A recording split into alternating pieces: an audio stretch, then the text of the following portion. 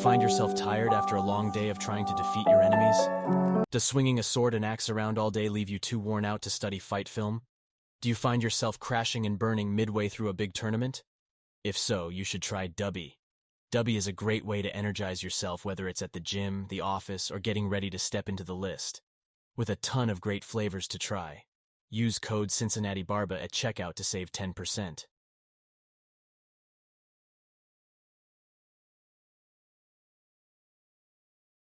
Need more gear, but don't want to wait so long? Of course you do. Medieval Extreme and the Cincinnati Barbarians have teamed up to bring you great gear quickly. From maces to swords and helmets, Medieval Extreme supplies high-quality and long-lasting Buhurt gear. Use our code, Barbarian, to get free expedited international shipping and to help us out as well.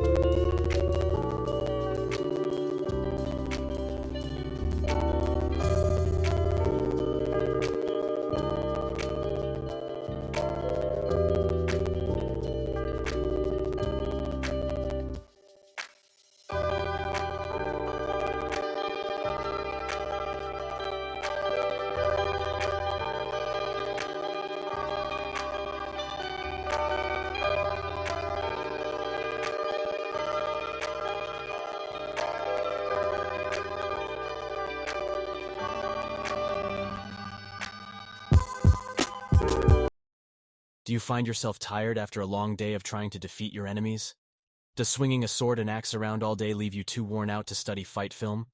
Do you find yourself crashing and burning midway through a big tournament? If so, you should try Dubby.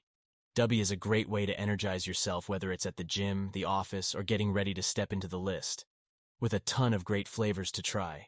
Use code Cincinnati Barba at checkout to save 10%.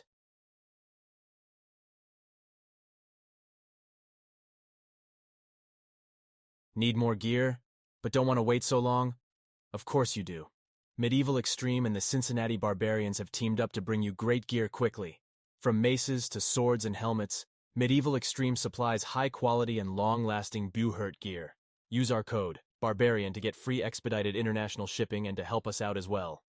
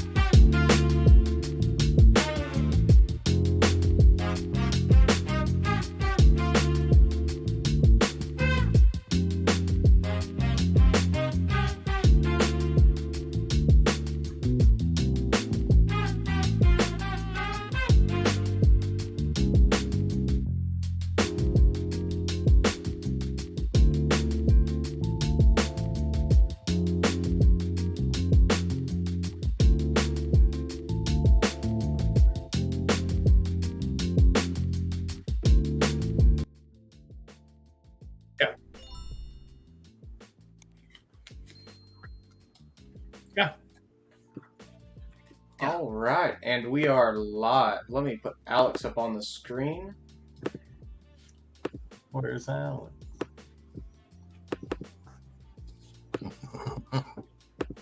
And he has appeared. All right, everybody, thanks for joining us this week for Axing Questions. We are here with Chuck Goodwin. You've got, of course, Alex Ding. We've got the fabulous Travis Young. Hello. Myself, Cade McClarty, and Chuck Goodwin. So, Chuck, if you wouldn't mind for everybody, just give a quick rundown, introduce yourself, and what you do, how you got involved in Boo Hurt, and all of that. Sure. So, Chuck Goodwin, some people call me Woodchuck as well. I fight out of the New England region. I fight out of the Knights Hall in Nashua, New Hampshire, and I fight for the New England Executioners, which is the New England regional team, and was recently part of Team USA for the IMCF World Championships. I've been fighting now for about 5 years in the sport, and I also run a YouTube channel called Woodchuck Knight on YouTube. Pretty easy to find. You type that in, you'll find it. And then I make videos helping new people get involved in the sport, or trying to help people who maybe don't have a gym in their area get information on how to train on their own and kind of develop their own skill set. A good rundown. So you said you've been fighting for about 5 years. How did you initially find Boo Hurt? So I was on YouTube researching a board game. I was looking up board game videos. I'm a huge gaming nerd. I play board games all the time with a lot of my friends. I don't remember which game it was, but I saw on the right, a bunch of people. I think it was an SEA type thing, but it was in England, where they were testing like spears versus swords and some video about that. And I was like, oh, that's interesting. I watched it. And below that was one of the Boo Hurt Cup fights, one of the big all-v-alls of some sort from years ago, right? And I was like, what is that? And I was clicking on it. I was like, it can't be real. Like, you can't really do this. And I just went down the rabbit hole of watching a bunch of those videos. And at the time, I couldn't find it. I saw nothing in the U.S. It was all overseas. And I was like, I wonder if it's in America. So I just Googled Boo Hurt, USA, New Hampshire. And they found out that the Knights Hall is right down, it's been an hour away from me. But they, in one of the premier schools in the country, the oldest, I believe, still running school in the country for armored combat. And I just showed up one day. I was like, I want to do this. And that was it. I was kind of hooked. And I've been doing it since then. Yeah, I mean, you couldn't ask for a better location for starting out. You really couldn't. It's funny that kind of mirrors how I ended up getting into it. I saw I think it was Barstool Sports had some Russian guys just outside of an apartment complex just throwing hands in armor. No weapons, nothing. And I was just like, what is this? So I ended up going down the rabbit hole, and I ended up finding the Barbarians in Cincinnati with Jacob Bowman when he had started to. That's awesome. Yeah, ironically, I'd actually run into the Knights Hall fighters like a year or two before. They were doing a demo at a roller derby game I was out watching. And it was super cool, but I didn't there's no information on it. They just kind of did the fights, and I was like, that's cool. And I think the thing that kept me from doing it was like, that's got to be so expensive, I can't do it. Like, that was the mindset I had. So that's why when I started finding out people do it, I was like, oh, what is the actual cost? And I realized it's just not that bad. So that's part of what made me start making my videos, was like, how do I find ways to help people get involved, who look at it and go, oh, that's, I don't want it to be spectacle, right? I want it to be a sport. And I think when I saw it at first, I was like, oh, that's spectacle. Just like I watched jousting at the King Richard's Fair, is a huge Renaissance fair thing near us, right? And I'm always like, that's cool. I'd love to watch that, but I never think I should do that, right? And I wanted to translate it to the I should do that away from the I want to watch that. Yeah, no, I feel like there's definitely, people get into Boo Hurt for the spectacle and then stick around for the sport. Yeah. That's a good way to put it. It's really funny that you mentioned the cost. We just had a conversation about it not too long ago. It's like, in terms of hobbies, this one's not too bad. I could be out building cars in my garage, and it would be right. It'd be pretty rough. This is probably the cheapest hobby I've done as far as real hobbies. Yeah, I think I have more money in 40K. Yep, I spent probably more money in 40K over the years. I spent more money probably on fishing, right? I've definitely spent more money on shooting. Oh, right? absolutely. Yeah. So I spent more money on a motorcycle. I spent more on a lot of things in my life than I have in this sport, right? Wow. God, I spent more money. I played tournament paintball, right? Paintball gun will cost me $1,500. Just tabletop alone, Game Workshop didn't exist, I'd be in full gothic. Yeah. And one of the things that is unique about the sport to me, because I haven't played a lot of other adult sports, is that, forgetting the equipment and all that, the tournaments don't cost anything or cost very, very little. Right. Right. Like I played in a men's basketball league down in my area, and you had to pay like $350 a team just to be in the league. Right. Oh, so like it was between all the guys, it wasn't that expensive, but I was like, you still have to pay to play. Where we rarely pay anything to go to a tournament here. And if we do, it's minimal to help pay for the refs and like for big events. Yeah. So that's just a different mindset. Like I play tournament paintball. You go to a week tournament on the weekend, you're dropping $200 You're paying for paint, you're paying for entrance fees, you're paying for all these things, right? Like, so to me, I go, this just isn't that expensive relative to other stuff. It's not cheap, right? But right. I think that's actually a fun jumping in point on something. Do you think that lack of cost for tournaments is helping or hindering the sport?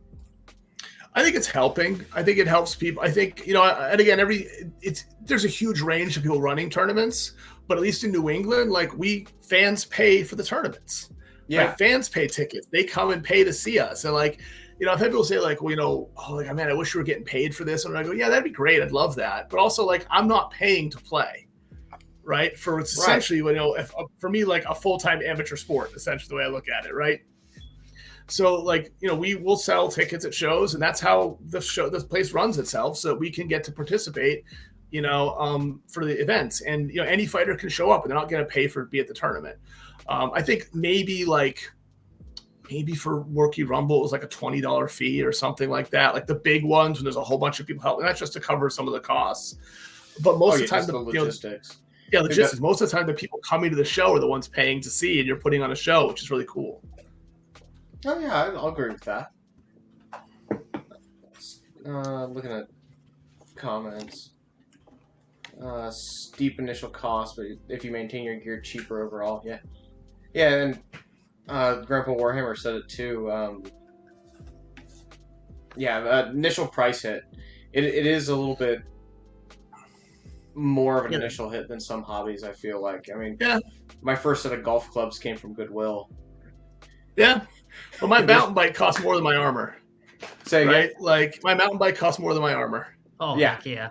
And like, you go to a mountain bike shop, and there's there's 150 bikes in that shop, right? And and you can spend $10,000 on a mountain bike. So like, there's people who have the money to do these things. You just have to get them involved in it and interested in it, right? So like, if you care about it, like, and again, I count a number of guys I know whose bike costs more than the car that they've got it strapped to. Oh my goodness! Right? So like, that's the life they're about. That's what they care about. So if you care about it, you're going to find ways to pay for it. Yeah. Before I roll up to a tournament with full Gothic and an old Ford Pinto. Yeah. Right. Geo-Tractor. Geo-Tracker. There we go. I know me personally, I really like the second-hand part of the community too. I think that helps a lot with the price. Because, I'm here a year in. I'm still using a kit I got off somebody on our team who was ready to Yep. Yeah, used gear is great. And it holds its resale value, unlike most things. Unless you obviously break it. But in general, I have sold everything I started with for essentially what I bought it for, except my helmet. My helmet's the one piece of kit that's still the same for when I started. Right. And everything else I've sold I've sold it pretty much what I paid for it. Because I got a used price, I resell it at the used price because I want other people to get into the sport too. So I got a great deal, I give the great deal to someone else, and it just moves on. It forces you to really appreciate the equipment. I've learned so much in the past year how to maintain it, how to repair it, what to do with it. Because I'm like, this is my kit. This is all I got. Yes. I got to keep it alive so I can keep playing. Yeah, it's like metal. It's handmade. It's crafted for you most of the time. And it'll hold up as long as you don't let it rust out. Yeah. Yeah, I mean, if you're interested, you come try it. Borrow a kit. Put something on, try it out, right? Like, I don't recommend you buy a kit right away. I'm getting video about it. Like, to wait 6 months until you buy a kit. Make sure you train, you're in shape enough that you can do it, and then buy used. And like, it doesn't have to be perfect. It's just got to be safe. It doesn't have to be perfect. If you like it, you'll upgrade and you'll buy better stuff over time. You'll resell things, right? So, when you resell it, like, that resale money goes into part of paying for the next nicer thing. So it doesn't really cost you as much for that second purchase as you think. So there's lots of ways to be economical with it because it doesn't generally degrade. Yeah, I mean, obviously stuff does break, but not a lot of it. Yeah. Oh, yeah. And then and then like even wearing like the old previous armor, you'll learn to know what you like and what you want. So yeah, I think if I would have gone back and taken any advice, it would have been just buy good legs when you start out. I think that would have saved me some pain and suffering. But I mean, one of the questions we had from our group for the stream actually was, what is the one piece of advice that you wish you would have gotten when you started in? Oh, that's a great question. Yeah, good segue. One piece of advice. Maybe not even one, just like a good grouping of advice. Yeah, I mean, I think one of the things.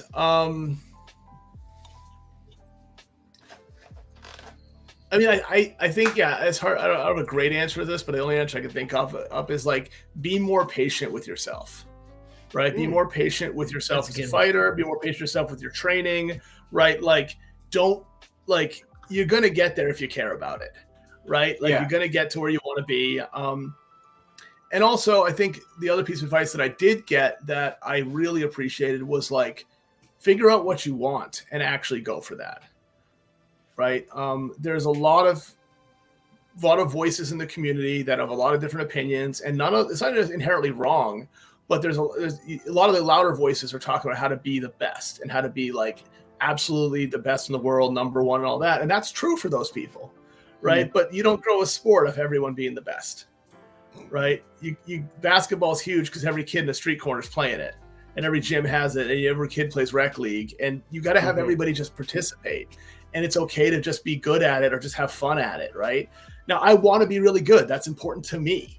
But when I get new fighters in the gym, I try to find out what's important to you to figure out where you want to be. Because I have seen people getting really frustrated. They're like, well, I'm not good. I'm not the top. And I'm going like, well, you don't really want to be the top because you're not actually working that hard.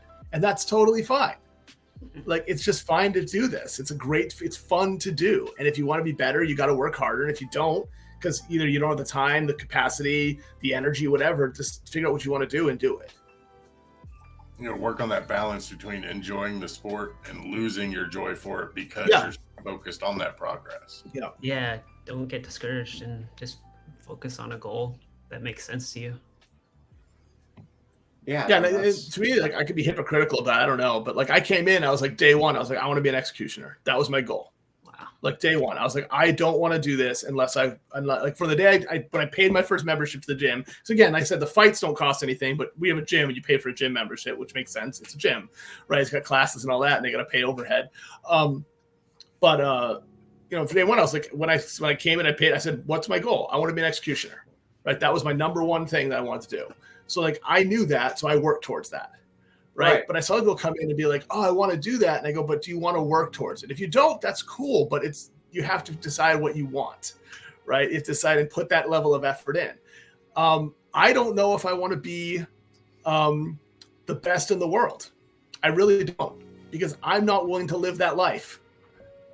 Like, I'm good. I will be very honest. I'm very good. I've fought very high level people. I compete at a high level, but like to be like number one, I've probably got to do more than I'm willing to do. I got a family, I got businesses, I got all that. And I go, well, what's my level of work that I can commit to be successful, right? For what I consider success. And kind of having those visions and goals makes me better at everything I do, whether it's this thing or other stuff. Oh yeah. And I mean, with what you said about not minding about being the best, aren't you world champ? Yes, I am. I am world champ. So that's fair. But I got a world champ on a team full of amazing fighters, right? Like I'm good. I did my job very well. I'm successful. I wouldn't be successful without the people around me, right? Like I don't think, again, I fought all these people regularly and I'm pretty even with most of them. But like I don't think that like if you were to throw me alone against the top 5 people, right? Like I would be necessarily number one ever, right? And that's okay with me because I know what to me with success means being very, very good and doing my job well on my team. Like that's what matters to me, and that's the goals I set for myself. So that's what. And again, I'm a melee fighter. That's what I care about. Absolutely. Right. So I think we talk about Boo Hurt like it's a cohesive sport. It's not. It's track and field.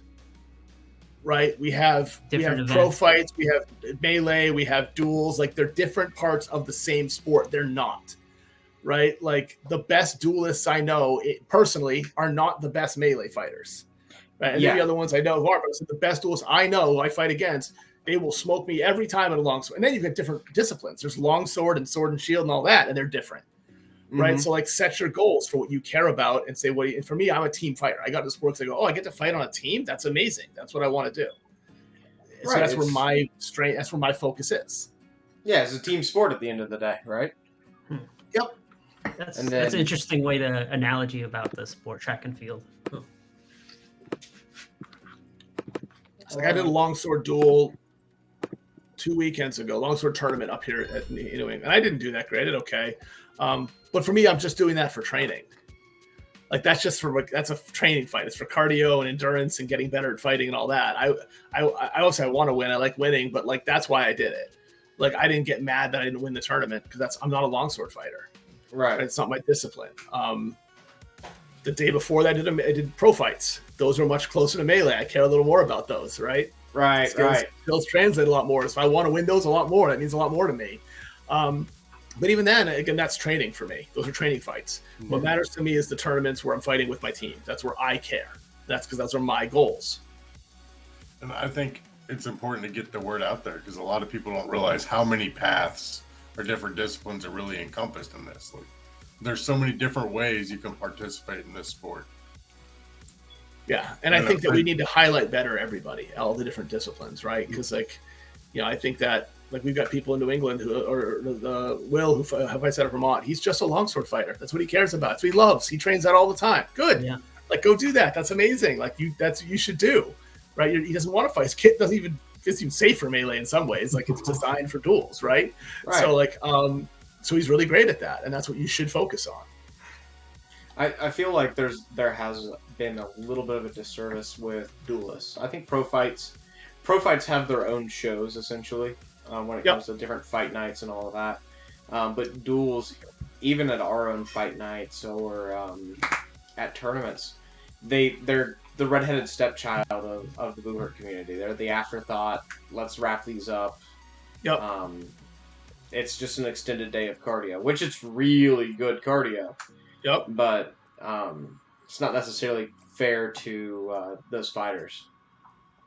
So here's my hot take. I hate mixed tournaments. I hate that there's duels and pro fights and melees and all at the same time. I hate it. Like, I just don't like it. Now, I mean, I get why we have to do it in many cases. I just don't think it's a great idea, right? I think that I want it, because, and again, one of the reasons I like a lot of the fights regionally around here, the local ones, is they'll pick an event, and that's what I'm doing today. Right? Yeah. Like, I'm fighting in a longsword tournament. I know what I'm focusing on. That's what I'm doing. That's where I can put my energy, right? Like, I want to go to a pro fight tournament, fight pro fights. I want to go to a melee tournament, fight melees. That's what because to me, that allows the sport to be specific to what it is, and the fighters who care about that show up, right? And personally, like, I don't ever fight like multiple disciplines at a tournament unless my team asks me to for something. Like, we've done some events where you get points for different event, number of people in events, you get like a cup, and like I've done that. But in general, I go, if it's like, went to IMCF, I told them, like, I'm not fighting pro fights. I don't care about it. I'm here for melees. I'm going to be tired. That's what I care about. Mm-hmm. That's where my energy goes. Right. So I think it does dilute the skill set a little bit when you try to jam everything into a weekend. And I'd like to see more people highlighted the different events in their own things. Because I think, I enjoy the format that, we have melees and duels and everything in our normal standardized event. But I think it does take away from a little bit of both. Yeah. On day 2, the duelists are doing their things, and some of the best individual fighters are out there showing off their stuff, and it kind of gets lost. Due to injuries or fatigue from the day before. Yeah, that's why I'd like to isolate the individual sports within the sport and make that the focus for the event. And I get why. I'm not saying you can do this and everything. I understand why. If you get a bunch who are flying into one place, you want to do everything at once because everyone's there. I get it. I just would prefer that we do it as few times as possible. That's the way I look at it. That's fair. It's like a toxic trait of mine now. Is like, yeah, I'll sign up for melees and I'll sign up for sword and shield, and I like longsword. And then duels day comes around, and it's just like, man, I'm smoked from the day prior. Like, I'm dropping this. like, but that's y'all the have thing fun. too, is everyone drops. Yep. So it's not even a real like assessment of what it is. Like I cannot remember what tournament I was at. Like I don't remember honestly, but like it was day 2 or 3 was like great sword like duels or something. And like there'd been 15, 20 people on it. In the end there were 2. Oh right? yeah. So like somebody wins a medal and I'm like, good for you, buddy. Like so I just think that like it's unrealistic and people are going to be ambitious. They think they're going to do it, then they're going to. And for me, like I will never do it personally because I'm a team player. And for me, I go, well, what if I get hurt? Like, what if I get like, I get gassed, like all that. Like I then not doing what I said I do for my team. So that mattered. That's my mindset. That's what I fight for. Yeah. So that's my priority. Other people are like their priority is the pro fight, so they're on the team secondary for the team melee, but they want to win the pro fight. That's fine too, but that's their focus. So they're not giving their full energy to the other one. You literally can't. Right? Yeah, it is kind of weird to me though with having pro fights or outtrants as a category at a tournament is just bizarre to me. It doesn't make sense in my brain of 1v1 competitive combat sports. Like those are like headline fights, right? Yeah. What do I think about turning duels into a pro fight style without the ground fighting? I mean, that's what a night fight is up here in New England. Yeah. So the night fight format is a pro fight with no ground fighting.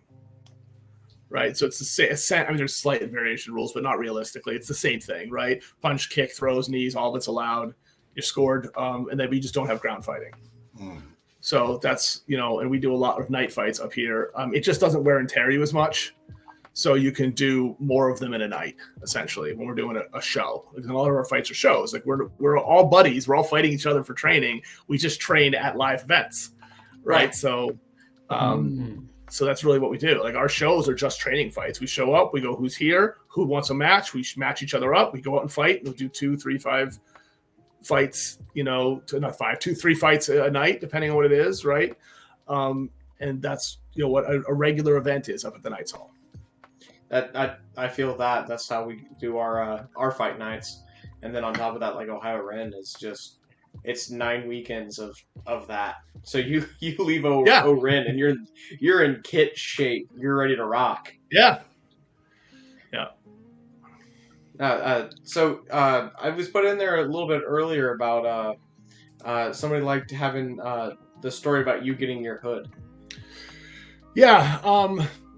Cool. So I'll try to share this and make sure it makes sense to everybody. So at the Knights Hall, the Executioners are our team, right? Is the regional team. And there is a tradition of earning your hood, your Executioner hood. And it's there's no defined way to do it. It's not like you pass a test or whatever. It's just, it basically, and the best analogy to come up with it, I don't think it's a great one, but it's all I got, is if you ever watch like a mafia movie, like you can be in the mob, but not a made man. And then you can be a made man. You're like officially forever that. Right. So that's what the hood means. It's like you have to earn it and you don't know how, you just got to be that committed. Right. And I don't know how many have been given out. It's very rare. There's lots of people who fought on the Executioners who've never earned it. Right. And so I was after winning gold at IMCF, we're actually getting knighted as well. We're going to the top of a castle to get knighted, the whole USA team. And as I was standing in line to go process up, my captain came over and put the hood on me.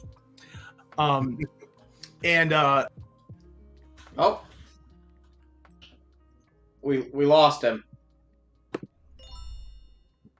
Let me see if I can get him back. Oh, I got him. Oh, hear me. I can hear you. I can hear you. Yeah, for some reason your cam dropped out of stream. Yeah, it dropped for like a second and came back. So yeah, anyways, I was in line to get processed up to do this knighting ceremony, and my captain put the hood on me, and it's like, you earned your hood, and it basically it's like, you're now one of the made men. You're a named man in the community. Like, so it was a really cool thing, and it was one of the checklist things I had on my list of goals that I didn't know how to do. I just said you do it by earning it, right? How much fire did you put in your belly? I was in tears. I mean, that was the most emotional day I've ever had. Like, I mean, I hit like no joke, I hit like all of my long-term goals in like a day. You know, like my goal had been to win a medal internationally, right? And I didn't expect to win 2 golds, right? So like two golds. So we won both the 5s and the 16s.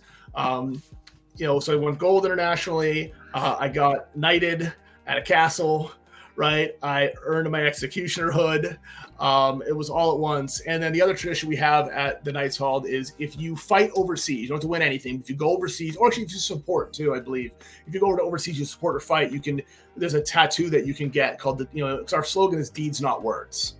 So like you don't get that until you've earned it, right? So I've been waiting 5 years to get it. So I finally had the right to get that. So like it was just like a day of like everything hit all at once. I was a wreck. Like I was like, I've hit every goal I set when I came out here. So like this is cool. Yeah, that's an emotional roller coaster right there. Yeah.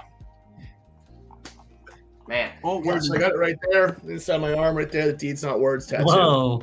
Yeah, sick. So I got that as soon as I got back. A lot of times people will get it they'll go find a tattoo artist overseas and do it. Mm-hmm. I didn't have time. I literally like flew over, fought for 4 days, and flew back because I didn't have any extra vacation time at the time. So like it was very tight. Yeah, so that was it. Like Bubbles just asked, like, after you had a day like that, you're like, okay, so everything I wanted to do, I just did. Where do you pivot? Where does the growth come from, or where did you decide to go? So that's an incredible question that I have not answered. I told myself I'd give myself the summer to figure it out, because I really am like, what do I do next? Obviously, you could repeat like medals. That's obviously a good goal. Like there's a lot of them, but like I had these like set in stone when I came in. I was like, the only other goal that I have to meet is I said if I bought armor, I'd fight for 10 years. Like that was my requirement. That was the deal with my wife. I was like, if I'm going to invest this money, you're going to put enough time in it to make it worth it, right? Right. So I said I got 10 years. So I have another 5 years guaranteed. And then I'll probably keep going. But like that was my minimum standard for me. So I don't know. A lot of what my goals have been, and I'm focusing on is like, how do I build the community? That's a lot more of what I'm looking at. Like, how do I build the community? How do I get more people involved? How do I continue to make people come to my channel so they can learn about it? How do I connect them with local people? That's kind of the goal. Yeah, I think it's a good goal. I think that's the big one for a lot of people is, how do we keep this moving? How do we get more people involved? How do we share the joy of this with other people? Yeah. What are the ideas do you have of just expanding the sport and just doing it so far? Yeah, I mean, for me, I won't say never. I will currently not captain a team or lead a team. I just don't have the time. I know this, and if I'm going to do something, I want to do it right? So what I'm trying to do is be a voice in the community, someone that people can come to with questions, and I can help connect people with local teams or regions. That's a lot of what I'm focusing on. Even doing this today, this is something that this fits into that goal of like getting more communication out there. People are watching this stream, and even if it's just, just the same group of fighters who watched the last one, they're still getting more information, and then they can spread awareness of it. So for me, it's a lot of it's like, how do we grow it organically? I guess I'll announce it now too, because I haven't actually made a video on this yet, so I haven't done it. My other big thing that I'm focusing on is like, how do I get better connections with it, and how do I get sponsorships? So I did get my first sponsorship through Canadian Bowhurt. Nice. A week ago. And so Canadian Bowhurt will be sponsoring my channel. They're going to be giving us, giving me weapons to both demo and test, but also raffle off for people. So I'll be getting a certain number a year. We're still working out some of the details of it. And then if people go to Canadian Bowhurt, and before you order, if you message him or email and say, hey, I got this from Woodchuck Knight, you get a 10% discount. So very nice. Yeah, so that's going to be something we have. And I worked with them specifically because I've had him build weapons for me, and I really appreciate the craftsmanship and also communication, and the fact that if you're in the Northern Hemisphere, you can get it relatively quickly. Yeah, didn't he build your flamberge for you? He built my flamberge for me. And the flamberge is super cool. That's my Renaissance fair weapon. Yeah. I bought that literally for Ren fairs because people like the big, giant, scary weapons. But we don't want to blow ourselves up with axes every week at the local fights. And a Flamberge looks scary, but doesn't do a lot of damage. It's just a big longsword. So like I can hit people hard with it and I can make the big bang noise and everyone loves it. But like I'm just doing demo, like real, like even lighter demo fights. And I look like the big bad guy. I usually fight like a small person. I look evil. So like it's got the wavy blade. So like that's it. So that's that's a big part of it. But the reason I actually contacted him directly is he built a custom falchion for me. I had a falchion that I really loved. That was weighted uniquely. I'd actually cut it down and shortened it myself, and it was like the right balance for me. And then I got it chopped in half in a fight, actually by someone else's greatsword. Vince Slaughter with his executioner sword cut it in half when I tried to block with it. I now have a stubby little sword. But I reached out to him and I was like, here's the dimensions, here's the weight, here's the balance point. Like, I want to add a little bump to the end of it. I don't want any heavier than this. And he like matched it exactly. So it's like, I was super happy with it, and like how detailed he was with making sure it matched what I was looking for. So that's what made me reach out. And now we've been in communication. So we're doing a sponsorship thing with it. Yeah.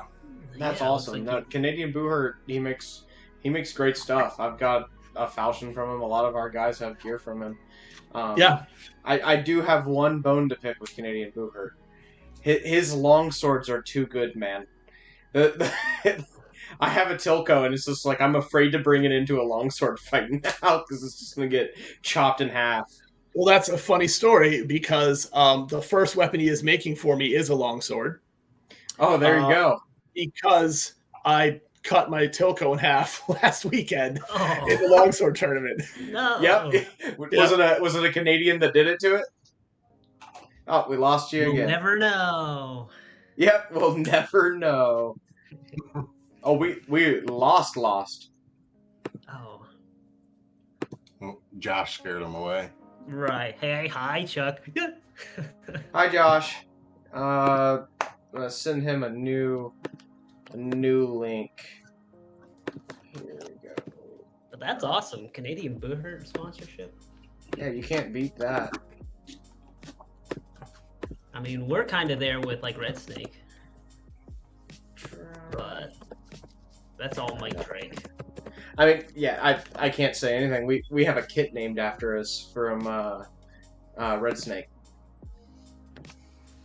And we got Mike, who's the international model. There we go. He's back. See if I'm back. Yeah. There we go. All right. Yeah. Definitely the cult. Yeah. Well, yeah, I don't remember whose sword it was who broke it. It was just broke during a fight, snapped right in half again. Which again, Tilko swords are amazing, but they're super light and fast and whippy, and they're gonna break faster. Like it's the way metal works, right? So absolutely, yeah. Disappointed. I don't believe he's making them anymore. So like that was like, and the funny part is I literally told people on the way, and I'm not loaning my Tilko out anymore because I was like, it's only gonna last so long, and then I snapped it in half like right away. I was like, well, there that goes. So Canadian Bowhurt's making it a long sword, so I'll be having one of his soon. Right. Mine is just I think probably gonna get like relegated to doing harnish, like harnish Fectin and Hema stuff with it. It's just not taking it into Boohurt longsword anymore. Yeah, I like it too much. So, yeah, I love mine, but what are you gonna do? Again, gear breaks, like weapons break. Yeah. I've broken more weapons than I have armor. So, well, my armor. I've broken other people's armor, but like, yeah. Oh no, I get that. So you mentioned having like a smaller falchion. Do you prefer having a smaller falchion for like pro fights and stuff? Yeah. So for pro fights, again, it depends on the format. If it's like, if it's pro fight, like required pro fight weapons, I fight with what they are. I hate them. I think they're rebar. I think it's fighting with like a non-real weapon. Like they make them really overweight and unbalanced, like the pro fight official ones for like, yeah, I just don't, but that's the formats. That's the rules. So you use them for night fights. I tend to fight with a lighter falchion up here because we don't have regulations on what weapon you use. If it's a falchion fight, you can use whatever falchion you want. I get more hits in with the lighter one, but also I tend to punch a lot more. So I get to punch a lot with a lighter weapon. My falchion has a D-ring guard around it, so I can just punch in the face a lot. And that's a lot of what I like doing in pro fights. In melees, I have basically two weapon styles. If it's A fight that doesn't matter a lot, but isn't just my guys, I'll fight with a two-handed axe whenever I can because it's my favorite thing to use. When it's a fight that actually matters, I tend to fight shield and hand axe or shield and falchion because of the position I play. Being a rail fighter.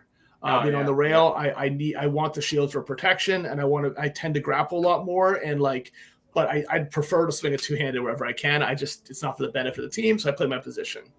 Right, I feel the pain there. Yeah. Okay, so if you have a new guy, he's interested in melee. He's interested in a rail. Yeah. What is the advice you give him? I think if you're a new guy, I think regardless, you should learn a sword and board first. I think you should learn falchion and shield first. I think it's going to teach you better body mechanics and ability to manipulate both things, and it can translate to any format or wherever you end up. You can do it anywhere, right? Like I know a lot of people come in and the first thing they want is like the pole arm, and I'm like, you don't use it right away. Like learn, because of being a good pole arm fighter in team fighting, like you've got to have a good teammate, and you've got to have good, because you're going to get closed in on, and you've got to be able to use it. So like you have to know the skill set to how to do that first, and you're safer with the falchion and shield. I think falchion's good to learn, because I think learning the sword is good, but then I prefer a hand axe in most cases now. Yeah. I can use it to grab people. I grab people with my axe all the time, or grab things. I can drop it down so it's in my fist, and I'm using it more for I can punch with it more. It's not as heavy, so I don't get as tired when I'm swinging a lot and grappling a lot. So I just like that, and I can still hit hard with it. Oh yeah, I can still find those little spots you don't want me to hit. Lots of utility in a hand axe. I mean, do you ever just punching people with a buckler in a melee too? Just opt for a super tiny one and start. So I've seen a lot of people move into that. I haven't. I use a traditional, just a punch shield. I use one that Brett Skinner makes out of Warlord Academy. He makes the best shields I've found so far. They're super durable, and I've broken a lot of shields. So his are the only ones that have not just blown up on me. Because I block a lot of shots with them. Like being on a left rail, my shield's on my right arm, I'm a lefty. I block a lot of axe shots. I punch a lot with it. I like the extra reach, and his are kind of like that narrow, not teardrop, but like that narrow design. So they're not wide enough, they're hard to grab. Yeah, pill shape. So and I got that flat end on it, so I can really reach out and hit you with it. I like that. It doesn't get in the way of my grappling very much. But I have seen a lot of, especially the better grapplers, going to the smaller buckler. I'm assuming it's for better manipulation and close. So I don't think it's a wrong answer. I think it's that's going to be a preference. Yeah, definitely. We've asked a few fighters what's their favorite weapon. They're like, oh, I like buckler. Even yeah. We actually did a program for a long time at the Knights Hall called Earn Your Axe, where you couldn't fight with a two-handed axe until you had fought with an axe handle and gone out and been effective with just an axe handle. So that's awesome. You had to do damage with that, because what we found is a lot of people just you can't. Most people can't swing an axe. It's just a fact. They generally can't. And the guys who can, you learn real quick when they hit you. Right? Not us alone, but definitely a lot of top teams, but we have been known in New England as really hard axe fighters for a long time. But our guys hit really hard with them. I remember taking shots from a couple teams that even overseas at the World Championships, where a guy would hit me and I'd be like, "Oh no!" and I get hit and be like, "Oh, never mind," and just keep fighting, right? Where I go, man, if that was Jay who hit me with that, I would be hurting. It takes a lot of skill to swing an axe, a two-handed axe, comfortably and in weird situations, and a lot of you've got to train that, right? So I tell Bill, start with the sword and board. If you like the axe, put the work in, but you're going to have to put the work in. It's not going to be you've seen everybody do the thing where they just do this, and who cares? You're not going to hurt, if you can't wind up and swing. And the best people I've seen who come in right away are we had a guy who used to be a college baseball player.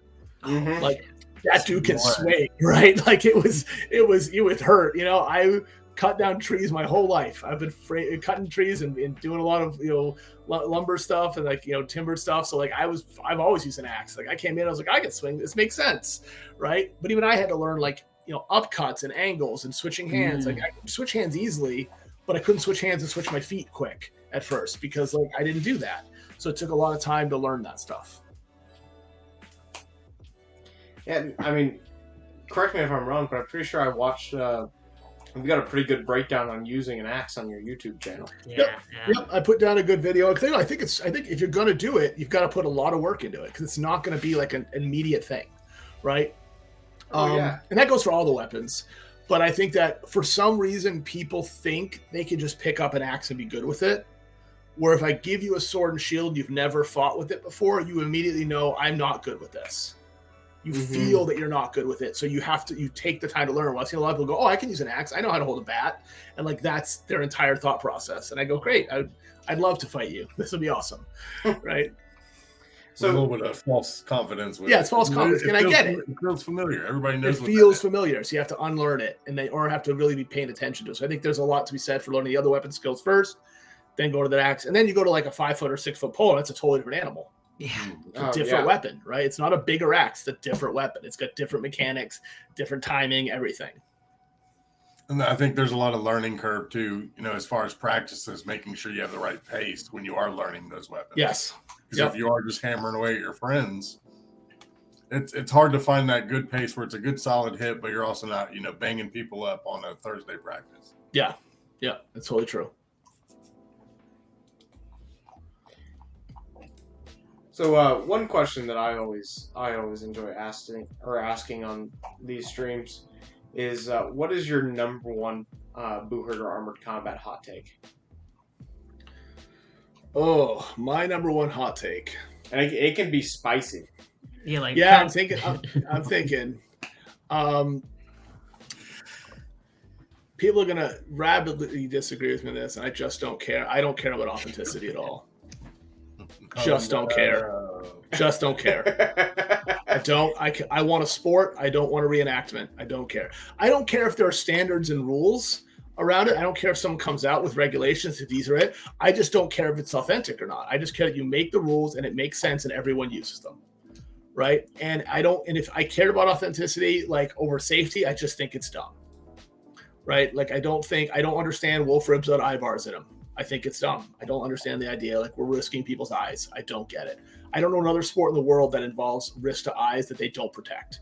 Right. Yeah. Like, I just don't get it. Like, again, I came from a paintball background before this. Like, goggles matter. Right. Like, they're not authentic. Yeah, they're authentic. Like, and again, if you went back, and again, if you made the original paintball glasses from the 80s when they first started, because paintball started in New Hampshire, they're not safe. They don't go back and go, when they do a retro game, which they do all the time, they go back to like old school markers. They don't go wear the old school safety gear. They go wear the new safety gear and use your old cool marker, and that's fine, right? So for me, I just don't it just doesn't matter to me. I'm not saying I want like fantasy kits out there or whatever, and I don't care if you come out with regulations, but I think Kearney said it, which I hadn't heard before, but like the 5-yard test or something like that, like if it looks good, like leave it alone. Right. And if you want to restrict it off of safety or things like that, I'm totally fine with it. Like when they went to requiring sabatons, some people for IMCF, some people hated it, some people didn't. But I was like, that makes sense. I'm kicking people with my feet. Like, this is a good thing to have. Right. But when someone's measuring like the distance in my eye bar, I go, that's dumb. You should let me have as many as I want. Right. If I'm saving my eyes, like, I just don't get that thing. Like, we're wearing titanium and like, we're wearing safety sports equipment underneath, and and you're seeing it like I know you see it like the other international tournament that happened this year. Like, if you look at the tabards, they're just getting bigger and bigger. People are hiding their armor. Yeah. Giant shirts. They're just hiding. I hadn't heard that before, actually. Because they're just hiding their armor. Because the more stuff you cover, the harder it is for them to look at it and judge you on it. And I go, so it's just dumb to me. It's like we're playing a game of cat and mouse. So like if it looks and if it fits the period relatively and it's relatively safe and it's the common equipment that everyone wants to wear, just make some general rules. And like, I've never in all of my time fighting in the US, however, had a situation where I'm like, well, that guy's stuff is, he's wearing Sauron armor. We shouldn't let him out there. Like, I just don't care, right? And there was a meme that came out of IMCF this year. One of the Mexican guys had a ridiculous helmet. It was like this giant pointy. It's a goofy helmet, right? You know what though? Like, what someone should do is talk to him and say, "Hey, man, you should get a more realistic helmet. You look goofy." Right. But he still went out there and fought with us. Like, it made him probably worse. Right, like, because you could grab the front of his helmet and just like hold it, but also I go, I don't know what his equipment ability was. I don't know what he could get. Is that all he could get? Good for him. He went and fought. Like, you can give me authenticity standards when I can go into Dick's Sporting Goods and buy this stuff off the rack. Mm-hmm. Yeah. Because right now, if you go, my stuff isn't legit, I got to wait 6 months to get a helmet sometimes. Yeah. Right. So so that's not my concern right now. My concern is making equipment safe and getting fighters out there. And once this gets big enough that you actually have people caring about it beyond the guys in the list, then we can worry about authenticity. Yeah. I'll agree with that. Like, I mean, there you go go back to baseball. Baseball has requirements at what kind of bat you can use at what league and their weight and their limits and whatever. You know what I can do? I can go to the store and buy that bat. Mm-hmm. I don't have to research it and write a paper and submit photos and then argue it. Right. Like, I just think we're just not big enough yet to do that. So if people's gear is safe, let them fight. And I'm sure down the road, as things get bigger, there will be, an even bigger divide before that. But you'll have the resource to be like, hey, I'm an off-heavy guy. Yep. I fight over here. I'm a more optimized guy. I'm fighting over here in this kind of tournament. Yeah, we're still at bootlegger era of NASCAR. Mm-hmm. Right? Like, no one was looking at NASCAR, like the original NASCAR, being like, well, that thing's not legit. The guy was like, super engine up, see how fast we can race. Like, that's where we are right now. And now, I don't follow NASCAR, but I do know, like, NASCAR rules are insane for complicated rules and all that, like, and what's legit. But it's also a billion-dollar business. Like, do that when you get to that level. Let's just let us grow. The argument on fantasy armor, the more we talk about this, because we talk about auth a lot on stream, the more we talk about it, the more I'm thinking to myself, like, I don't even know where you could get fantasy armor that would be safe to Who's making it? What armor is making it? Yeah, what's his name? He did the Mando kit and the Witcher kits that were yeah. Like, there's like one guy doing it, and that's cool, right? And he charges like $20,000. So like, if you're dropping that, I mean, dude, I go for it, right? Yeah. And that's cool. And also the other thing too is, like, we know that the armor, it all eventually goes down to what works.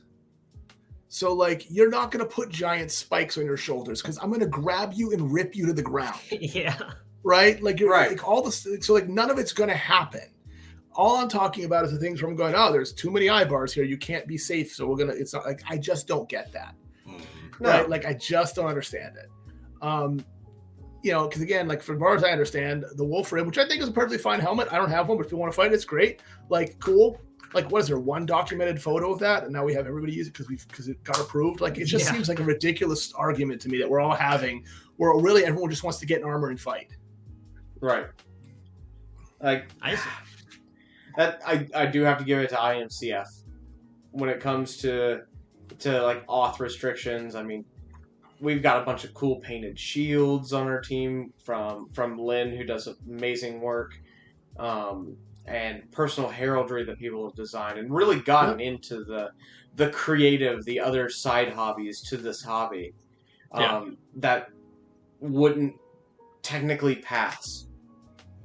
But IMCF is just like, okay, that's vaguely medieval. It looks cool. Let's fight. Yeah. And I think that's the way it should kind of be. And again, I think in the U.S. we don't care about this really. Like, I've never been to a tournament ever, so it's not a big deal here. But I do think it's an argument we keep having, and I just don't care. Like, my helmet with my checkered pattern on the half of it, probably not legal in some leagues. I don't know. It looks cool to me. It's not outlandish. It looks medieval. People can recognize me by it. And again, I'm always thinking of the lens of the fan. Like, I want to grow the sport. You grow the sport by people watching your sport and caring about it. Yeah. Right. I just went through yesterday a set of photos from IMCF that someone else had posted, and I have to scour through some of them to figure out who is actually on my team. Right. Mm-hmm. Right. Which USA team was fighting in that event? Because we had multiple, right? Because, like, a lot of you all look the same. Right. So, like, I was like, okay, like, I want to know, like, so, like, let us look unique. Let us have, names on the back of towers. People can follow you. Right. Let us find, like, ways to make this accessible to people outside who aren't the fighters. Yeah, because I think we still have a problem with, with a lot of kits and a lot of tournaments. Someone who doesn't know the sport but is interested looks at it and be like, I see 10 people beating the crap out of each other. I can't tell a difference. Yeah, can't tell the difference. Yeah, and we have the other problem we have with the sport, tell hot takes, is, like, we need to find a way to we're the only fighting sport that's a team sport. That's unique, right? Like, that's unique. What we're not accessible to the average viewer because we don't have a focal point. Thank you. We need capture the flag. We need. And people get mad about this, and I go, I don't care. It doesn't mean you have to do this for your national championships, but you need to have things that people can follow so they can understand what's happening. Every sport has a ball for a reason. Yep. Right? And I was joking. I saw the Knights Hall people fight. I saw Ringo and Jay, I think, fight at a roller derby event I was at, right? Mm-hmm. Well, the roller derby, you got to, the person you're following has a star in their helmet. They're unique. They're the ball in the game, right? They're the thing you're following. Like, you have to have a focal point. We don't have that. Doesn't mean we get rid of Melee and change it for national or whatever, but like, you've got to find a way to have a format that allows people to understand what's going on and follow it. Tournaments are terrible for this. I can't follow tournaments when I'm in them, right? Like, I don't know what's going on. I just know when my next fight is, because you go up, you do your 3 fights and you leave, and that's, and then you wait to the other one and do your next 3 rounds or 5 rounds for the tournament format, whatever. Like, so I do think we need to have better ways of getting accessible. It's one of the reasons in New England we do the chapter matches. Chapter matches are 4 quarters. People understand what quarters are. There's a point system. You see the points go up each thing. It's the same teams. You can root for people. You have an underdog. You have whatever. You start to understand it and you follow it, right? And people follow that.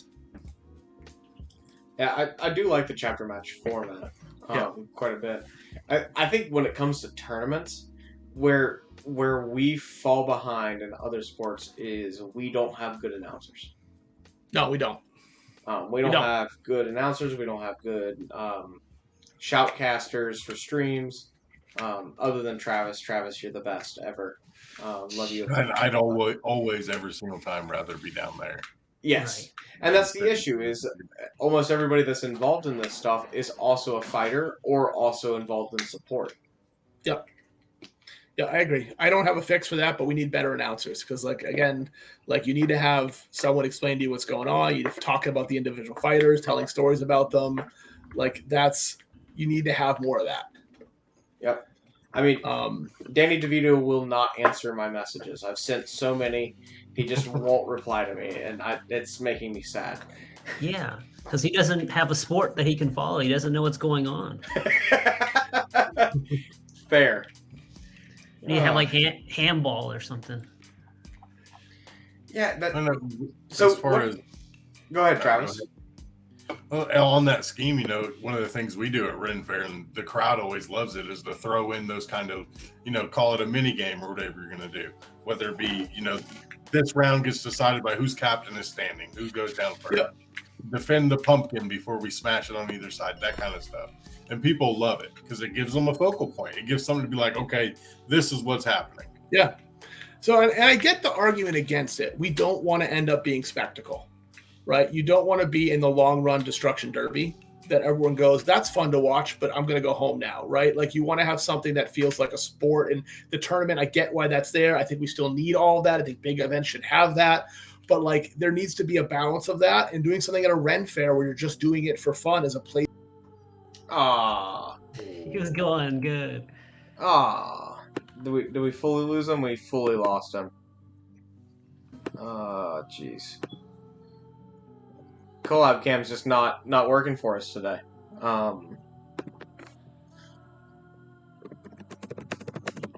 got you.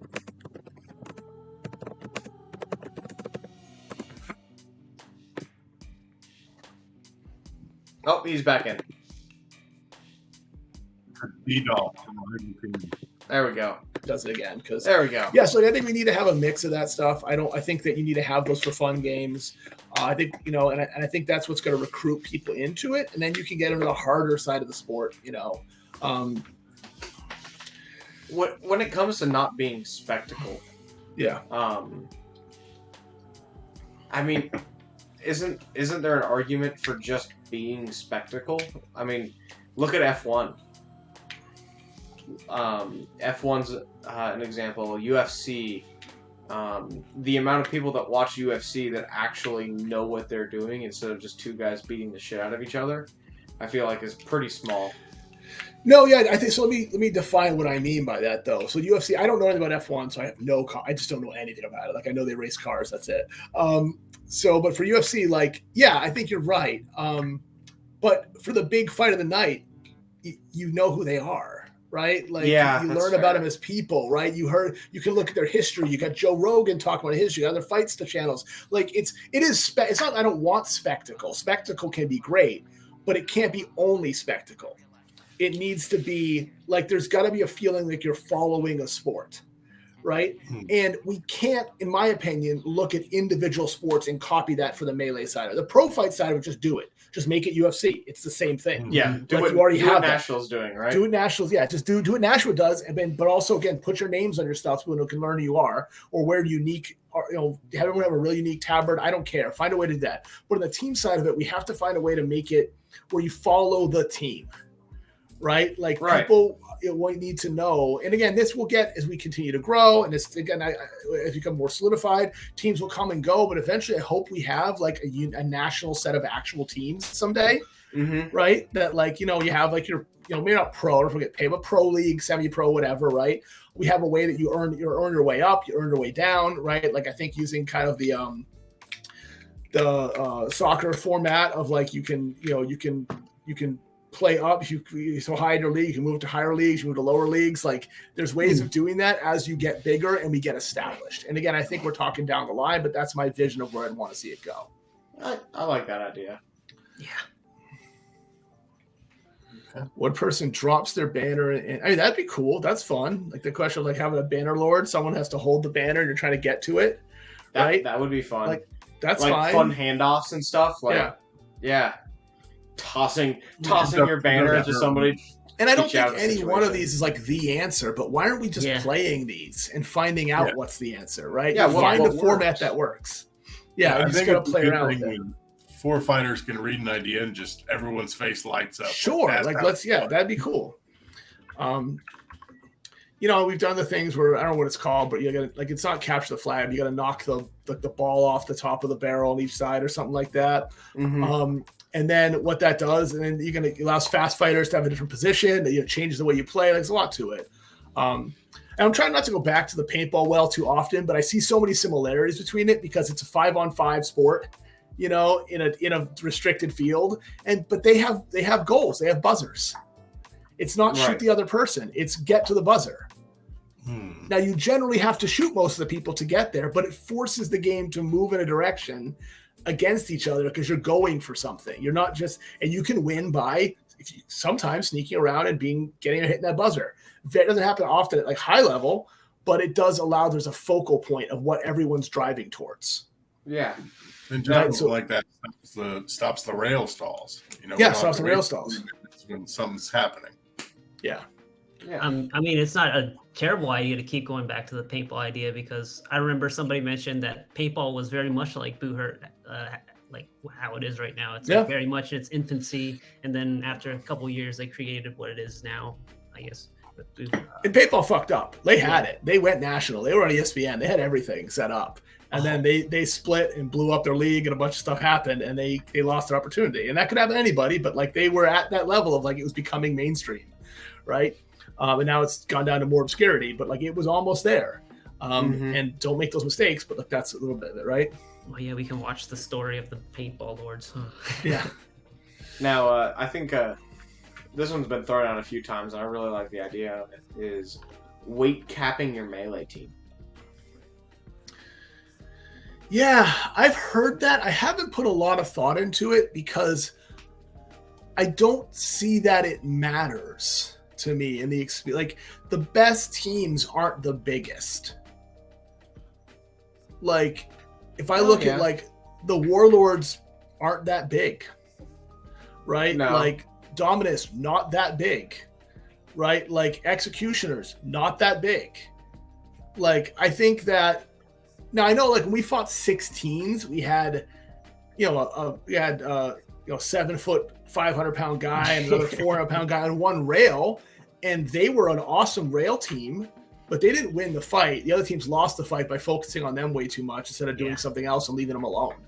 Right. So I think there might be an argument for it at some point. I just don't know if it matters yet. I've never fought a team ever and I go, oh, they're too big. I don't think that's fair. I've fought some very big teams and I go, no, they're bigger than me. Well, we just got to hit them harder. Yeah. Right. Like make them run. Yeah.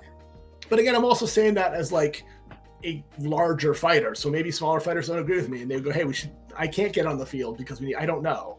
Right? Like, I don't know. But Ringo was on our team, and Ringo's a small guy relative, and he's a tough dude. Like, he's hard to fight. He's wiry, and he's like a little squirrel. He crawls all over you. You can't throw him. He runs all over the place. Like, I'm thinking some of the top fighters that I fought, like Johnny Porter, who's fight some Dominus. Like, that guy's not big.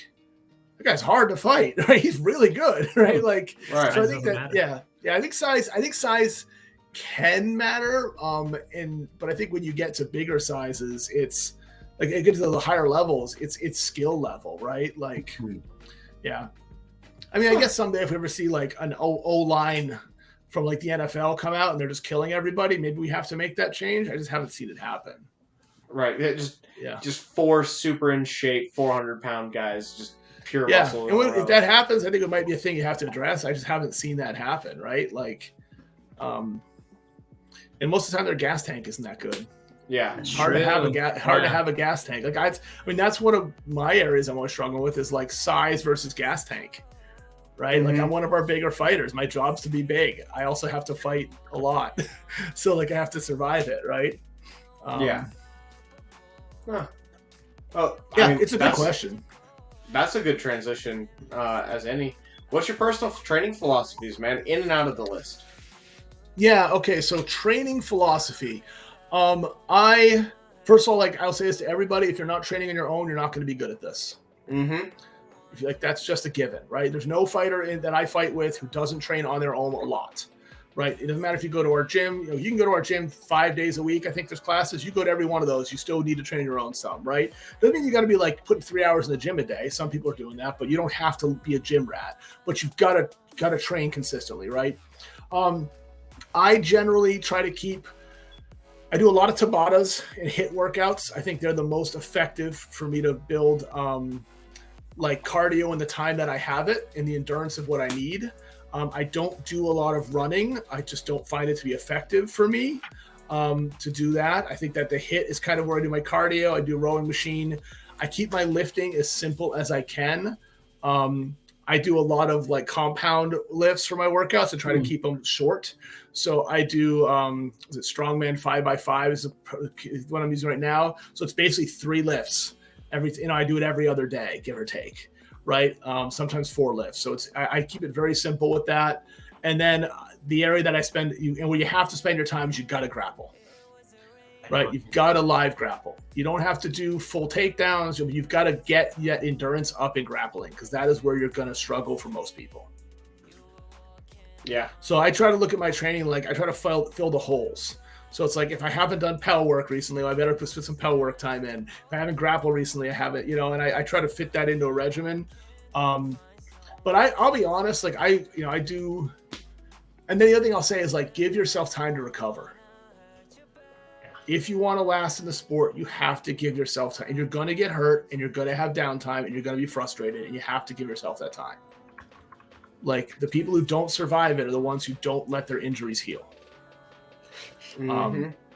Yeah, I mean, I'm 40 years old. I'm not a young guy anymore. Like I can't just recover immediately from stuff, right? Like, I came back from Spain and I was messed up.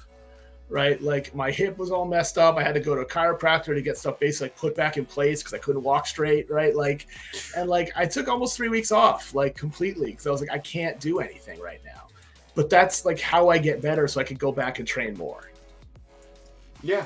Do you have any advice on that? Like, how to properly recover, how to listen to your body to know when you need that break?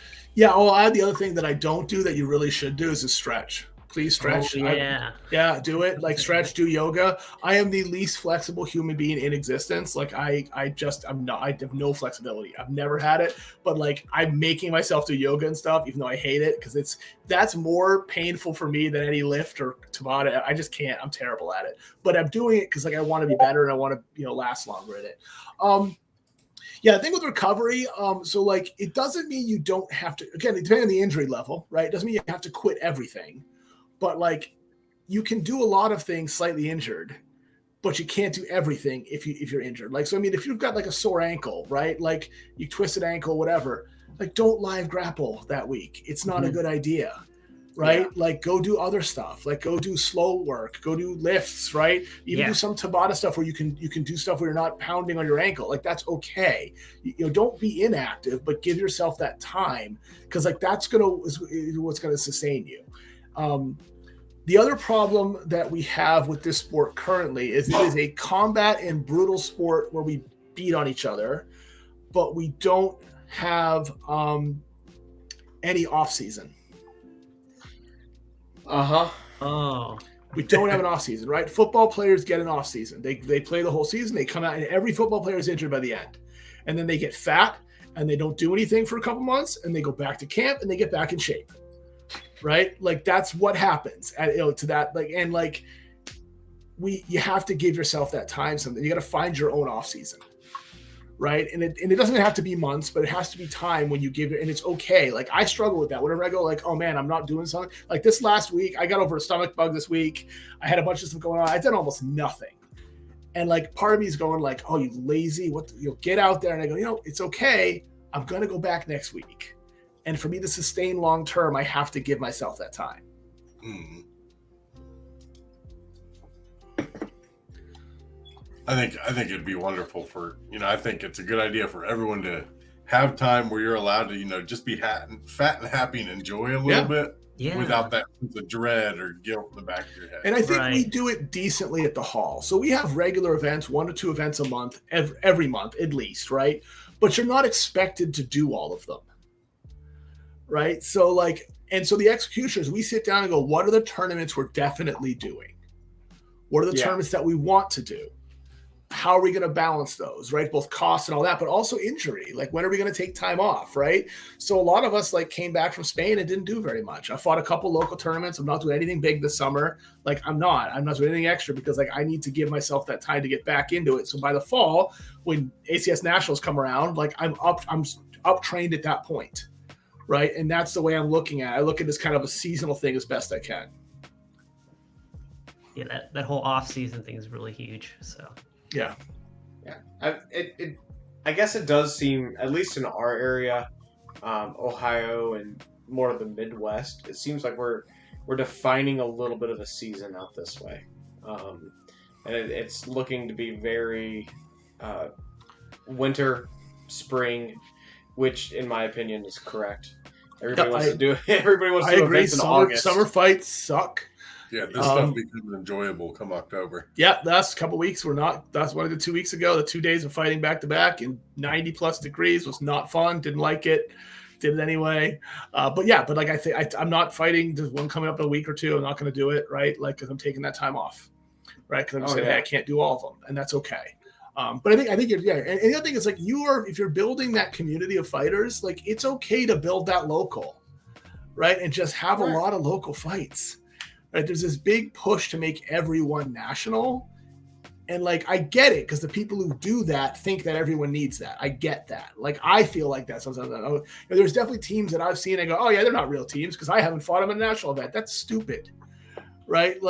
You've got to have your regions. You got to have your space to grow. You got to build your player base and all that. That's a thing we should be doing. So I think that's what that's what leagues end up being eventually. Right. Yeah. When it comes to, we were talking about it pre-stream earlier. There's Ohio's got a ton of teams. Florida's got a ton of teams. Yep. And I think everybody just needs to work together a little bit more and take the regional model for these larger tournaments.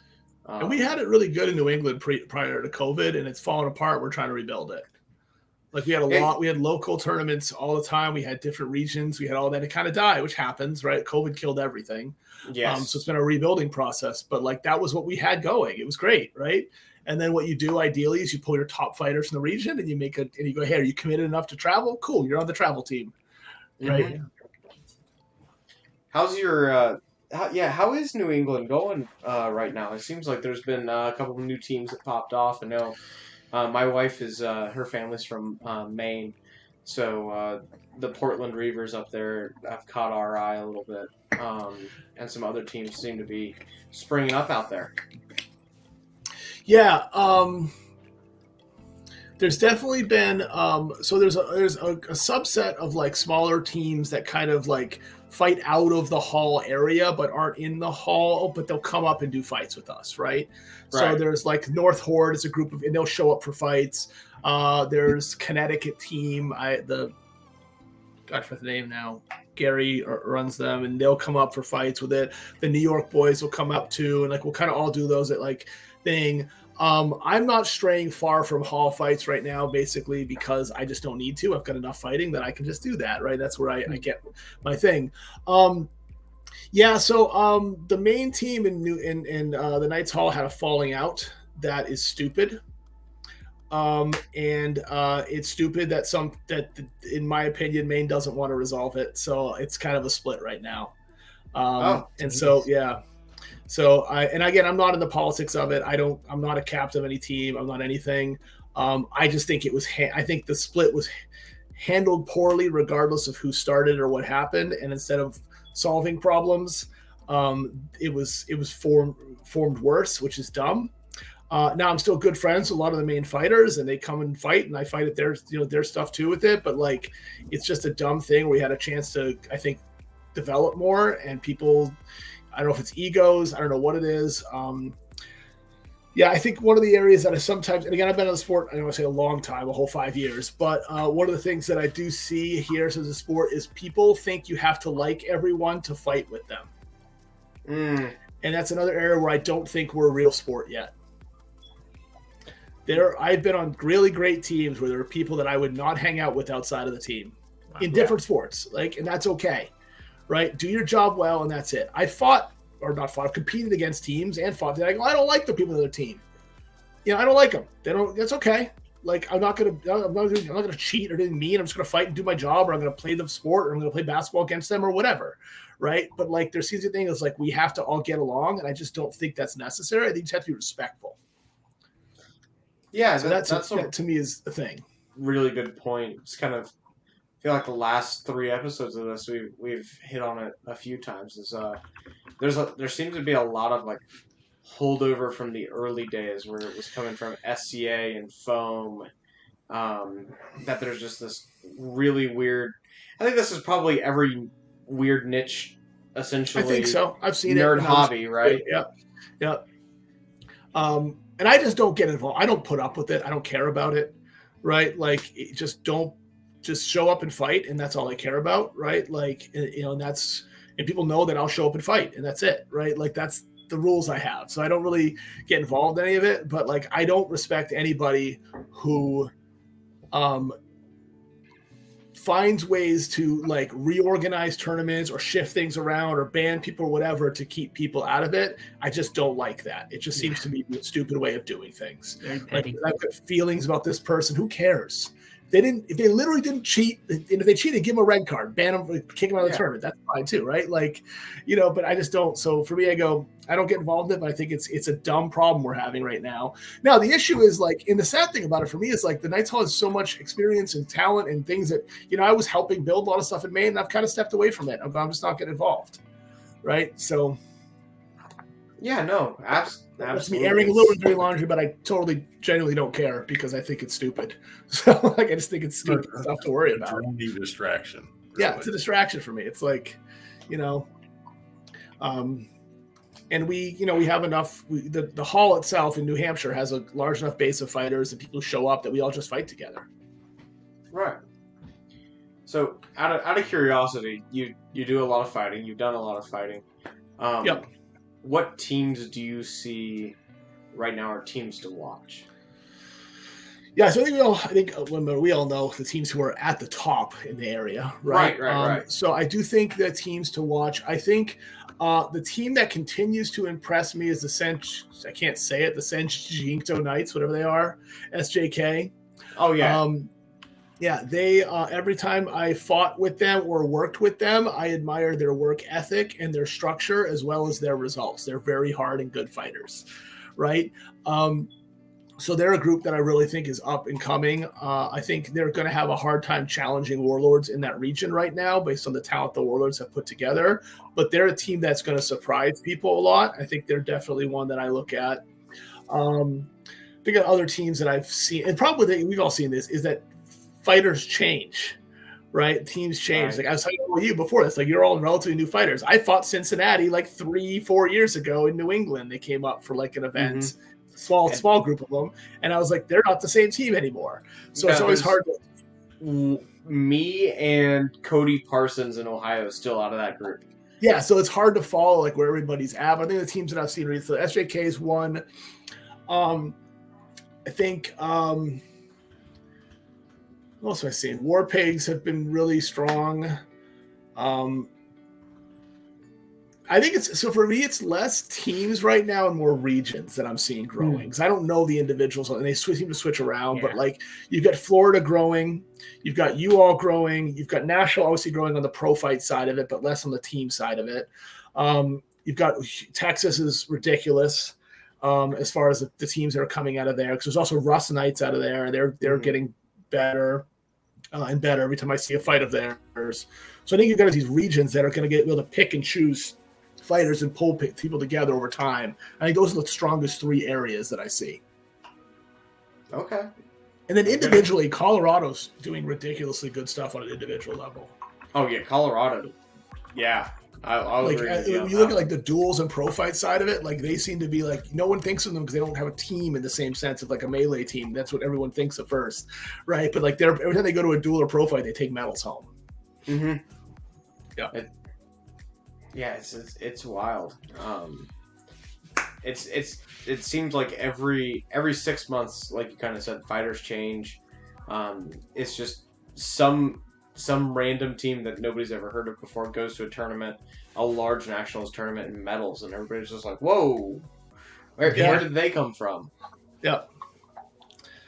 And it's hard because we're still very split up. Travel's hard. We don't have enough like regional organization that people are taking. Like I don't know what you all are doing out there for your regular events. Like you don't have a ranking system. Like I don't know. Like I couldn't pull it up and go, oh, who are the best fighters in your region? Like I mean, I can't do that. And until we get that ability and we're that organized, which we're not yet, like that's when you start seeing able to do that analysis. Which then you talked about having good announcers allows you to have good announcers because they can look at that information ahead of time and do a great job announcing. True. But it's really hard to announce an event where you got 20 teams. I don't know who these people are. Right. Well, it's also hard that there's like 9 different rule sets and leagues that are fights with. Yep. So it's hard to standardize. Standardized. But I think the rule set, I mean, within the melee side, I just don't see them as that different. There's a couple little things that are different. Right. Do I get to can I hug the rail or not this time? And that's even going away with tabletops and HMB rules now. Which I think is great. I love the tabletops. I think it solves a problem because I don't really feel like arguing about it. And that so you don't have to worry about it. Yeah. Right. Like I think tabletop solved that problem. I worry a little bit about the viewability of them, but if you have good stands and stuff, then it's great. So. Heck yeah. I'm just sad about it. I liked hooking the rail for forever. I hate rail hooking. Really? I don't mind grabbing the rail for a throw. I just hate rail hooking. I think it slows the sport down. I get bored. Like I watch HMB fights overseas, like Russia teams or whatever back in the day, and I'll just turn it off. Because it's just like 5 guys all hugging the rail in different spots, and just like no one lets go, and I go, I'm tired of it. It's like a stalemate. It's a stalemate, and I go, it's boring, right? First time I fought an HMB tournament, I fought in Detroit. Never fought HMB one. I didn't really know you could rail hug like that. And we fought Scalagrims, who were HMB based. Scalagrims, again, the Canada teams too. I didn't talk about them. They're no longer Scalagrims. They changed their name, but they're dangerous. Like they have really good teams. All of the Canada teams are outrageously good. Oh yeah, Nordic de Quebec was the Nordic de Quebec, and then whoever they changed, Scalagrims changed their name. They're amazing. But like first time I fought Scalagrims, like we just stalemated for like 8 minutes, like everyone just holding the rail, and it was like no, and we lost the fight because we lost one fighter in 3 rounds. Yikes. Right, like we lost one. It was 5-on-4 for 1 round. We stalemated the other. The first one we stalemated. The second we lost the third one because one person fell. And they actually slipped and fell prior to a grapple. And I was just like, and I thought we tied. I was like, oh, we got the end of it. We tied. Like, no, you're down 1. I was like, all right. But like, it's just, I don't mind like rail. And I think the IMCF problem is like what counts as a rail grab and what is 3 seconds and all this stuff is stupid. So I think the tabletop fixes that, so you don't have to worry about it. But I want the fluidity of the fight where it's not about like just clinging to a rail. But that's my preference. That's fair. I mean, oh, go ahead, Alex. I was just saying, like, even as like from an audience standpoint, like nobody wants to watch that people grab for like 8 minutes. They're like, they want to see knights in action and flow. Yeah. Yep. That's that's just again, if the rules allow it, I'm gonna do it because I want to win. But I just don't prefer it. Yeah. Yeah. What was your first event? My first event, something a little bit offline before. So I said, I joke, I always tell people, like, you should wait 6 months to get armor. You should train, assuming if you come out of like another sport, you're in great shape, you could probably do it quicker. But most people come into this and realize how hard it's going to be. And like I say, take 6 months, like get your cardio up, get your conditioning up, borrow some armor, see if you like it. Like, don't buy armor until you're punched in the face at least once, right? Because don't spend $2,000 and then find out you hate this, because that has happened. Right? Oh, yeah. So that's what I tell people, and I did the opposite. I trained like a month and a half, and I fell into a kit. A guy left the league who was my exact size. I got the kit at a price that I like couldn't pass up on, and I was like, all right, and I bought it. And then a couple days later, Jay runs a nice hall. I was like, hey, you're fighting this Saturday. And I was like, cool, what is it? He's like, it's a longsword tournament. I was like, longsword fights. I was like, all right, sure. I'd never even held a longsword. I haven't even used one in training yet. I'd just done like sword and never even held like an actual one. So I actually said this before. I was at the park that week with my kid at a skate park, and there were some guys doing HEMA, doing longsword at the park random. I never met him again, never seen him again. And I ran over, like, can you teach me how to use a longsword? I got to fight this weekend. And they were great. They trained me for like 2 hours. I got down some basics. I learned like basically just onside, offside, and one other strike. I forget what it was. And I was like, okay, I'm just going to spam these the entire time. Oh, yeah.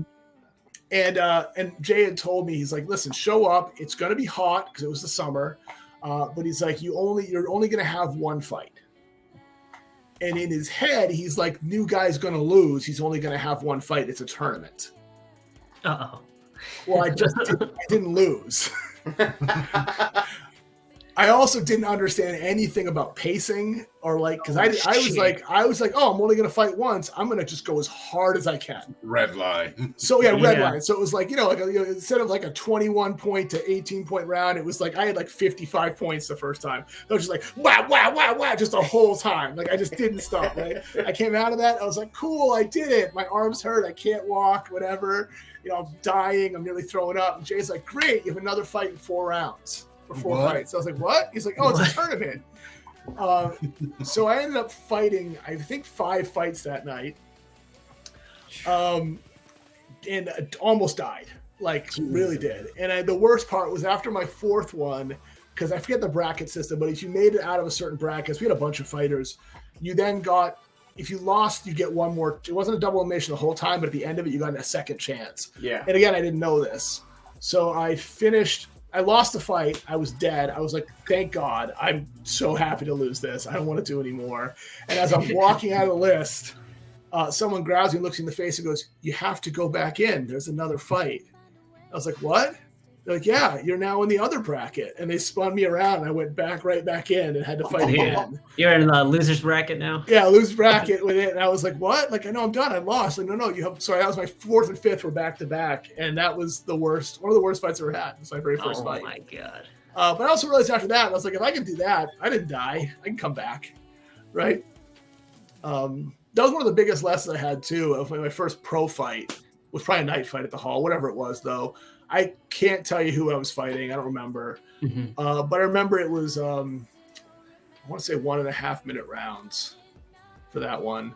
And I finished the first round and being like, I'm exhausted. I can't breathe. I'm going to die. And then I was like, you know what? It doesn't get worse feeling than this. Yeah. Like, I'm just going to do it again, and it's going to feel just as bad. And so I went out and did it again. After the second round, I was like, I feel just as bad after the second round as the first round. So that means I can probably do a 3rd round. Right. And it's like, that's just how I fight a lot of times. I go, it's not going to get worse. You just do the next thing. Yeah. I've already fallen as far as I can fall. Right. It's like, I've tasted hell before. Yeah. And it is sweet. We have a chant at the Knights Hall. You'll hear, so if you see a fight or watch a video, you'll hear it sometimes. You'll hear people start chanting 17 rounds. Oh my God. And that came out of a fight I had with fighters on with fight with us, Brandon Ross, who used to fight in the Executioners too. And it was a long sword duel, I want to say. But we both duel. Like he's the guy who swings a bat, sort of like a baseball bat, and so do I. So it was less of a duel and more of just like hacking at each other. And we tied 6 rounds in a row. Oh no! And that was like my 3rd fight of the night. So like I tied literally every round, and like you see the ref get together, they count the score. He would just start laughing. He'd be like, "Oh my god, not again!" So the chant came up of 17 rounds, like we're gonna go to 17, and we ended after 7. But that'll anytime it goes to like an extra round, you'll hear that chant come up immediately. Yeah, 17 rounds, and I was like, "No, it was so bad." Jeez. Yeah, I can't even imagine. That would suck. it was rough. Yeah, man. It was a rough day. Yeah. it's like, are the rounds even counting? What's coming up that you're looking forward to? So the big thing coming up in New England that I'm not going to, but everyone should go to, is Valhalla if they can, coming up early August. I have a family trip already planned at that time that we do every year, so I couldn't go to it. But Valhalla is a 4-day fight festival up here, where it is steel fighting, soft kit fighting, wrestling, grappling, training classes, big giant party. It's like mini Penzic essentially. For what we do in New England, and it's awesome. So we're holding it, and you can camp there. There's hotels near it. People stay right on site, but it's just a 4-day fight bash. Just a little bit of everything. A little bit of everything, and they're actually holding the Rookie Rumble at the event this year, which is super cool. Oh, so like if you go to Rookie Rumble, so you get 2 events, kind of. Yeah, so you get 2 events. So if you're a rookie, you can go to Rookie Rumble on one of the days, and also you can go for the full 4-day and do everything else, right? And it's just cool because there's a bunch of training seminars, but also like they'll just like spontaneous training will pop up. Someone will throw down a mat and be like, "We're doing a wrestling tournament." You'll just do it for like a couple hours, right? They'll have bands and beer tents and everything. It's a blast. So that's the one thing I'm not making this year, but that's the one big event in New England that's coming up, other than our local stuff. I won't be able to make that one this year. I'm hoping to make it next year. I think everyone should come to at least one because it's just. And again, if you bring a team, they'll do a team tournament. We'll just set up a team and fight teams against each other, like we've done it before. We had one year we had Virginia, New York, us, and someone else come down. We did like a 4-person mini tournament. We just set it up and said, "This is great, right?" And it's kind of very casual but super fun. I want to go out there for one of Cat's LARPs as well, the Old World LARP. Oh yeah, those are awesome. They look so much fun. It's a blast. I've never done a LARP before, and it looks. Neither great. have I, and it's super cool. I have never done it before. It's the most fun. It's super immersive. So if you come out for that, definitely like it's a blast. Also, like it's really good actual training because you just fight and basically sparring. Just use a sword and shield or something the whole time, right? So like I don't like a lot of people are fighting with spears and stuff. I use a sword and shield because I have to now fight you with a spear and I get better. So that's the biggest part of my training, but it's also ridiculously fun. Oh yeah, you get to play good guy and a bad guy. So you get to play both sides of it throughout the day and stuff. Super sweet. It's super fun. I saw like that whole get up, his whole costume and armor that he made, and I'm just like, oh yeah, dude, that's incredible. Yeah. So I'm gonna have to make it up for one of those as well. Yeah, it's genuinely a blast. And it's a cool weekend. It's very much like you're looking there for 2 days. You get lost in the little world, and you go home again. Oh yeah. Well, no, we are heading towards 9 o'clock where we typically wrap. Sure. So, Chuck, you got anything else? Travis, do you have a question there or something? You said something? I was just saying how I'm excited for Rumble in a couple of weeks. Totally not anxious about it. Oh, it'll be so much fun. Like it's super fun. It's going to be hard. So like if you haven't done a Rookie Rumble before, they're hard because it's a Warlord tournament first, right? So Warlord is as you know we're there. So Warlord tournament first, and then you're going to have the Rumble after it, right? And there's nothing in the world like the Rumble. No other fights like that. Other fights where a new fighter comes in every 15 seconds. Right, so it's a weird experience, right? So like, but it's super super fun. So if you're coming for that, you're gonna be here for Valhalla, so you get to see the events as well. So that's super cool. Anything else? yeah, so if you want to find out more about me or whatever, you can find me on Facebook under Woodchuck Knight. You can find me on YouTube under Woodchuck Knight and watch my stuff. If you have questions about stuff, always reach out to me. I always find it very weird when people apologize for asking me questions. Like, the reason I make this stuff is to help people. So like, if you want to learn about it, like, and I'll connect with anyone I can local. Obviously, like, if you're in Cincinnati, you should go to Cincinnati Barbarians. You should go there for sure because they're doing great stuff. But yeah, I mean, that's, and I do that basically. Again, my goal is to help grow this. Like, I really love having this sport out there and what it's done. There's nothing else like it. There's no other sport where you get to fight with full weapons and there's, really no rules, right? Like, yeah. Like, I always joke, I was a terrible wrestler because I always wanted to punch you, and I was a terrible boxer because I always wanted to wrestle you. And now I can just do both, right? And I get to do it with a sword in my hand or an axe in my hand. And like, unlike MMA or UFC or whatever, like, you can fight every weekend and not have to go to work with your face blasted up the next day and stuff. Like, you can actually keep doing it too. Right. Yeah. You don't have to pace out 3 or 4 months of recovery from your one event minutes of fighting. Yeah. So I think it's just unique in that you can do that. So if you're up in New Hampshire region area at all, get in touch with me. I'll connect you with the hall. If you want to come out and even meet and talk to me, I'm happy to sit down with anybody, like, walk people through the sport. It's great. Yeah, I think those are the big things. Cool. Absolutely. Well, also had like one more question just go from for it. Our team. It's just how many nights would a Woodchuck Night if a Woodchuck Night would night? 12. 12. That's exactly 12. Good answer. Exactly 12. Yeah. Actually, the worst I've ever night fought, I did fight a 1-on-9 once, and that was a mistake. So that was a for fun event, but like, that was dumb. I've told the story from Rookie Rumble with you winning the 3v1 a few times. Yeah, I've won a couple of those. It wasn't a true 3v1. Someone else was up somewhere. They would have called the fight, but I've won a couple 2v1s and 3v1s. And so, like, again, we talk about like different positions and skill sets. Like, part of my job is to grapple 2 people. Yeah. Like, that's what I do. That's what, like, so I want to talk about, like, why don't I fight with 2-handed axe? Well, because I'm not swinging as often anymore, like, in that position. Like, my job's to either get a quick throw or lock down 2 people, right? Sometimes I can lock down 3 people if I can push you on a corner, right? Like, that's kind of what my skill set and my job is. So the rest of my team, so Dustin, who's my number 2, can go off and kill other people and then come back and help me. But yeah, so I've definitely fought a couple, 3v1 situations, and I think that goes back to, again, like, at Rookie Rumble, and not a surprise, everyone was rookies, right? A lot of people can't swing yet. So, like, it's not as big a deal if you're taking a couple shots. You just kind of have to know how to move around and make sure you don't land that strong on you and stuff like that. Now, some people definitely could, and I got a couple of good bruises from Rookie Rumble. But, like, it wasn't as dangerous, quote unquote, as like a nationals tournament or something like that. And you kind of get to know the difference as you fight with different people. Oh, hell yeah. Yep. The better story from Rookie Rumble is how I passed out from heat exhaustion. Oh, no. Yeah. That day sucked. Yes, that day sucked. And that day sucked because you were on my team. That day sucked for us the most because, for those who don't know, it's a Warlord tournament. So you fight 1-on-1 against somebody. The winner of that, you join their team. So now it's 2-on-2 against another team. If you win that, you win.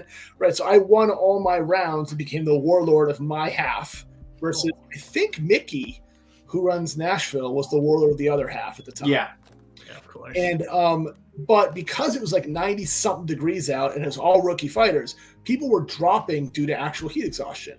So in the last couple rounds, it was supposed to be 16 on 16. It was something like 9 on 14, and we were the 9. So we were it was tough. And I got pinned against a wall. We got blasted up a bunch. We finally lost the last round. I just kept fighting, and I literally was fighting and just passed out.